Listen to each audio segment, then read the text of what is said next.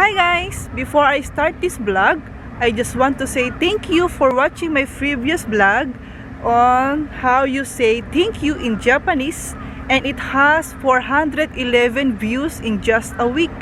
Thank you guys! And so today I will teach you how to say I love you in Japanese. Keep on watching!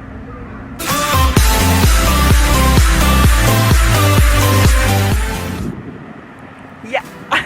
Hello guys, welcome back to my channel. It's Patricia Lee. If you are new in my channel, please subscribe, and please don't forget to hit the bell button for you to be notified whenever I have a new video. Okay? Today I will teach you how to express your feelings in Japanese, and there's 3 ways how to express your feelings here in Japan.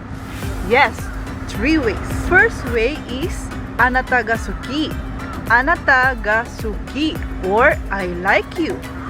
This is what you say to the person you like or to your crush.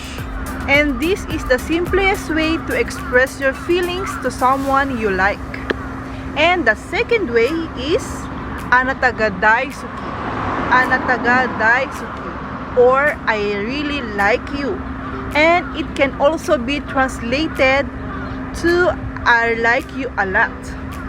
And the third way is aishiteru. Aishiteru, the most commonly term used in Japan, or in English, I love you. I love you. This is what you say if you are truly in love to someone. Okay?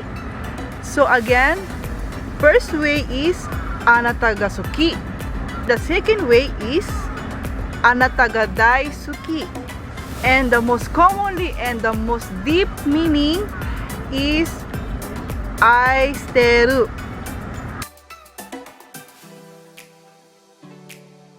So there you have it guys. I hope you learned something from this video. And thank you for watching my vlog. And please don't forget to watch my previous vlog guys. And please keep spreading the news. That's si Patricia Lee, and you know that's me. Ay meron na pong YouTube channel. Thank you so much for supporting me, and please keep on supporting me. God bless you all guys, and please take care and stay safe, and see you again to my next vlog. Bye bye.